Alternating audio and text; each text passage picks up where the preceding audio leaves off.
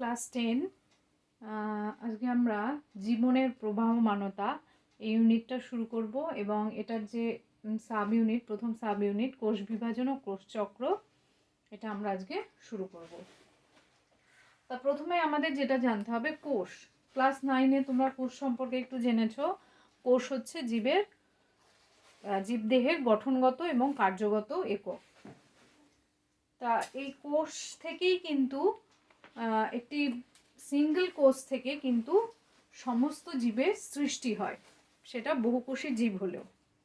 হ্যাঁ, যেরকম সবচেয়ে বড় উদ্ভিদ রেডউড বা সবচেয়ে বড় প্রাণী যেটা আমরা জানি নীল তিমি, এরা সকলেই কিন্তু একটিমাত্র কোষ থেকেই সৃষ্টি হয় এবং এর মূলে রয়েছে কোষ বিভাজন।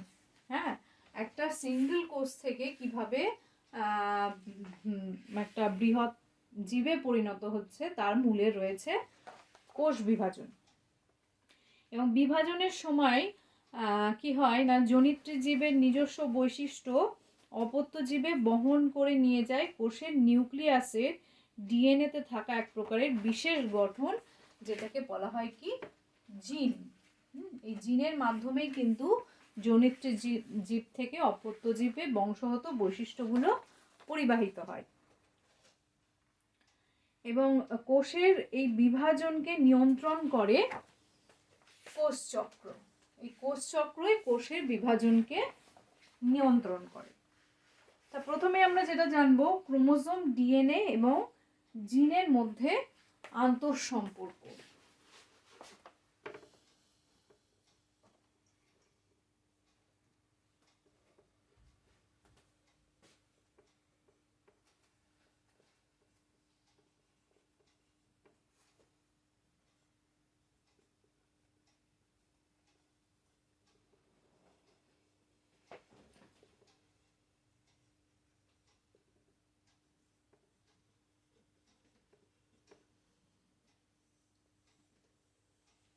ক্রোমোজোম, ডিএনএ এবং জিনের মধ্যে আন্তঃসম্পর্ক। তোমরা 9-এর কোষ পড়েছো এবং কোষের মধ্যে নিউক্লিয়াস, যেটাকে নিউক্লিয়াসকে বলা হয় কোষের মস্তিষ্ক, সেই কোষের নিউক্লিয়াসে কতগুলো সূক্ষ্ম সুতোর মতো জালকাকার আমরা দেখেছি গঠন দেখা যায়। এগুলো হলো পেঁচানো সিঁড়ির মতো দ্বিতন্ত্রিক গঠন, যারা পরস্পরকে জড়িয়ে থাকে। কিরকম দেখতে না, পেঁচানো সিঁড়ির মতো, খানিকটা এরকম।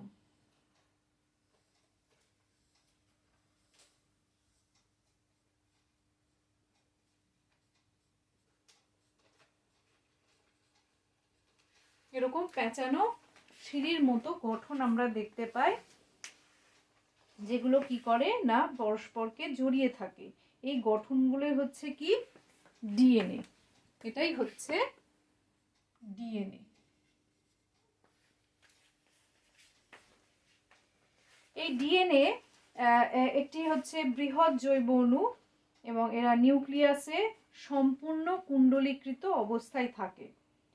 যখন কোষ বিভাজিত হয় না, তখন এরা আংশিক উন্মুক্ত অবস্থায় বিন্যস্ত থাকে এবং আংশিক উন্মুক্ত অবস্থায় বিন্যস্ত ডিএনএকে বলা হয় নিউক্লিয় জালিকা বা ক্রোমাটিন জালিকা।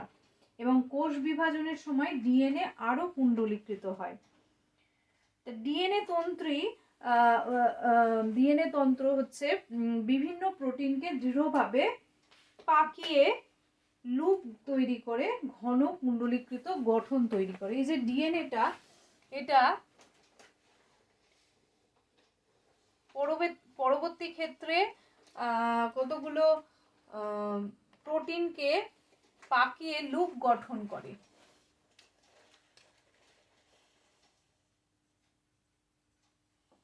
এরকম কতগুলো প্রোটিনকে পাকিয়ে লুপ গঠন করে।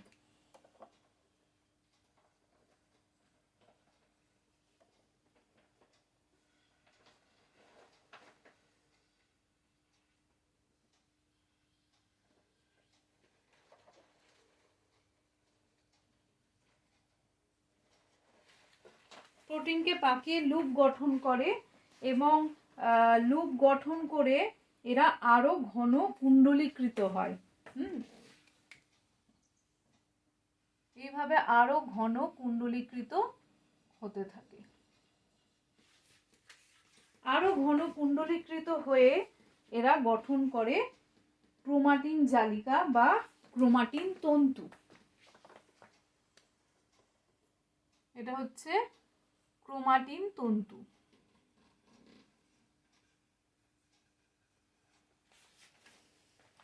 ক্রোমাটিন জালিকা বা ক্রোমাটিন তন্তু।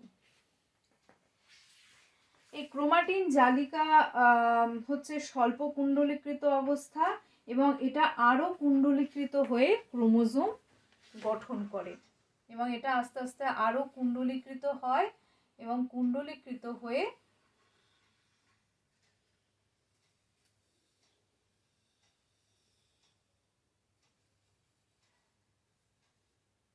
এরকম ক্রোমোজোম গঠন করে।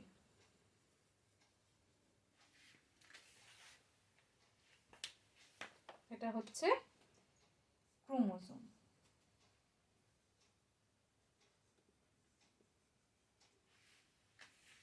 তাহলে বোঝা গেল যে যে দ্বিতন্ত্রী ডিএনএ, এই দ্বিতন্ত্রী ডিএনএ কি করছে না, যখন কতগুলো প্রোটিনকে, এগুলো হচ্ছে প্রোটিন,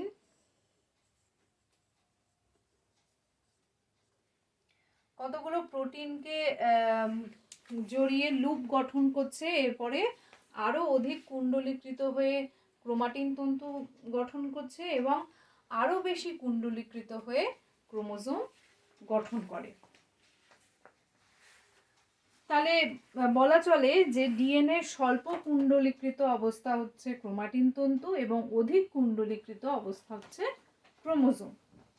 এবং এটা গেল গঠনগত দিক। এবার কার্যগত দিক যদি আমরা বিবেচনা করি, তাহলে ক্রোমোজোমে যে ডিএনএ থাকে তার নির্দিষ্ট অংশ কি করে না, নির্দিষ্ট প্রোটিন সংশ্লেষের সংকেত বহন করে এবং এই প্রোটিন শেষ পর্যন্ত জীবের নানা চারিত্রিক বৈশিষ্ট্য প্রকাশে সাহায্য করে। ডিএনএর এই এক একটি অংশই হচ্ছে জিন, যেগুলো কি করে প্রোটিন সংশ্লেষের সংকেত বহন করে। হ্যাঁ, জিন কি করছে, নির্দিষ্ট প্রোটিন সংশ্লেষের সংকেত বহন করে।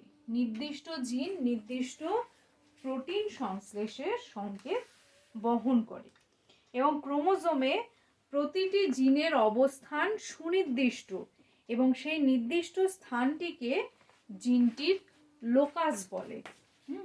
ক্রোমোজোমের নির্দিষ্ট যে স্থানে জিনগুলো অবস্থান করে সেটাকে লোকাস বলে, নির্দিষ্ট জিনের লোকাস বলা হয়।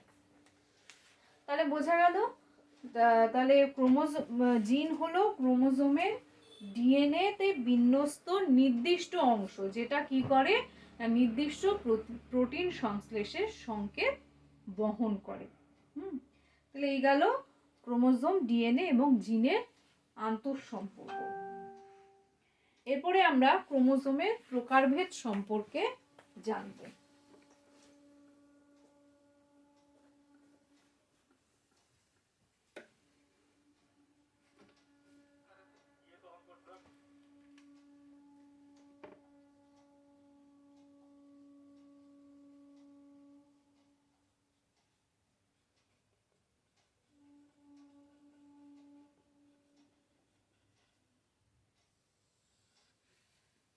ক্রোমোজোমের প্রকারভেদ। মানুষের সাপেক্ষে ক্রোমোজোমকে দুভাগে ভাগ করা হয়। এক হচ্ছে অটোজোম,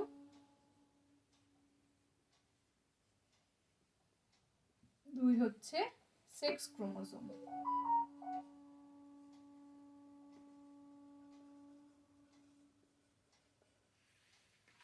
অটোজোম এবং সেক্স ক্রোমোজোম। অটোজোম কি না, কোনো ইউক্যারিওটিক কোষে অবস্থিত যে ক্রোমোজোমগুলো লিঙ্গ নির্ধারণ করে না, তার পরিবর্তে দৈহিক বৈশিষ্ট্য নির্ধারণ করে, তাদের বলা হয় অটোজোম। এবং মানুষের দেহকোষে 22 জোড়া অটোজোম থাকে মানুষের দেহকোষে, এবং জনন কোষে, এটা হচ্ছে দেহকোষে থাকে, আর জনন কোষে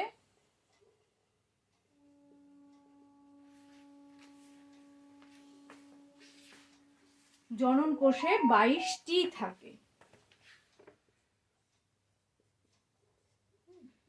দেহকোষে থাকে 22 জোড়া আর জনন কোষে থাকে 22টি অটোজোম থাকে। জনন কোষ মানে শুক্রাণু বা ডিম্বাণুতে। আচ্ছা, তারপর আছে সেক্স ক্রোমোজোম। ইউক্যারিওটিক কোষে অবস্থিত যে ক্রোমোজোমগুলো যৌন বৈশিষ্ট্য প্রকাশে এবং লিঙ্গ নির্ধারণে সাহায্য করে তাদের বলা হয় সেক্স ক্রোমোজোম বা অ্যালোজোম।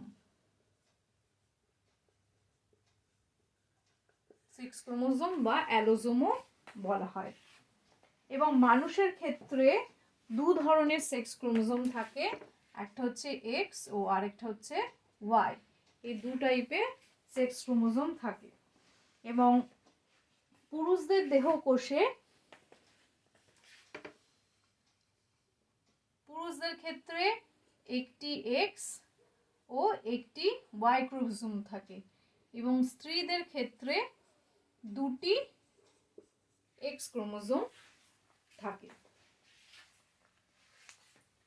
তাহলে বোঝা গেল মানুষের ক্ষেত্রে পুরুষদের থাকে একটি এক্স ও একটি ওয়াই ক্রোমোজোম, এবং স্ত্রীদের ক্ষেত্রে দুটি এক্স ক্রোমোজোম দেখা যায়। এই গেল ক্রোমোজোমের প্রকারভেদ।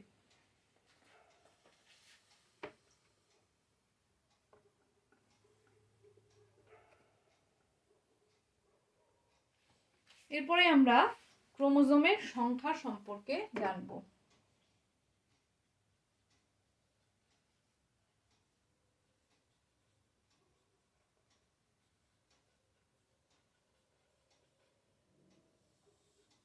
ক্রোমোজোমের সংখ্যা। মানুষের দেহকোষে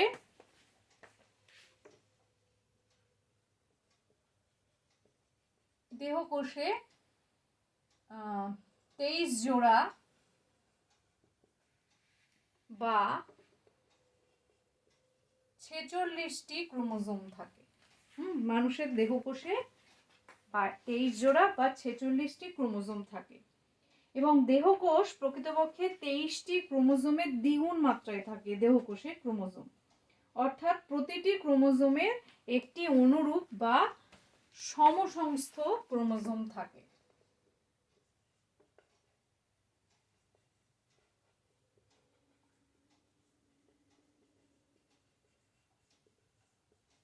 প্রতিটি ক্রোমোজোমের, এই যে 23 জোড়ার কথা বলছি, অর্থাৎ প্রত্যেক 23টা ক্রোমোজোমের অনুরূপ বা সমসংস্থ ক্রোমোজোম থাকে, দিয়ে মোট 46টি ক্রোমোজোম হয়। ব্যতিক্রম হচ্ছে ওয়াই ক্রোমোজোম। ওয়াই ক্রোমোজোমের কিন্তু একটাই থাকে, ওর সমসংস্থ ক্রোমোজোম থাকে না। তাই দেহকোষকে আমরা বলি ডিপ্লয়েড। দেহকোষকে বলি ডিপ্লয়েড, যেটাকে আমরা 2n হিসেবে লিখি। ডিপ্লয়েড দেহকোষ হচ্ছে ডিপ্লয়েড বা 2n, যেহেতু প্রত্যেকটা ক্রোমোজোমের অনুরূপ বা একটা করে সমসংস্থ ক্রোমোজোম থাকে, তাই দেহকোষের ক্রোমোজোমগুলো হচ্ছে ডিপ্লয়েড বা 2n। আবার জনন কোষে মৌলিক 23টি ক্রোমোজোমই থাকে। জনন কোষের ক্ষেত্রে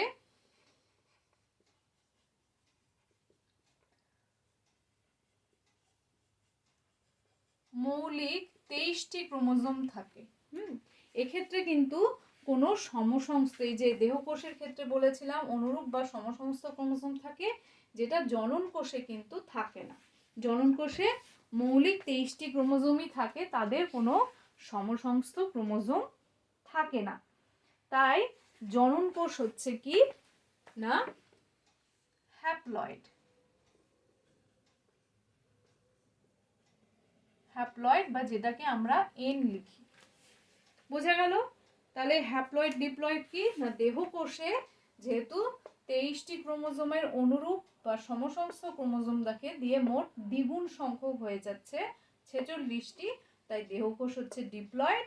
আর জনন কোষে মৌলিক 23টি ক্রোমোজোমই থাকে, কোনো সমসংখ্য ক্রোমোজোম থাকে না, তাই জনন কোষ হচ্ছে হ্যাপ্লয়েড বা এন। এই হচ্ছে ক্রোমোজোম সংখ্যা। তাহলে আজকে এটুকুই থাকলো, তোমরা এটা বাড়িতে ভালো করে পড়বে।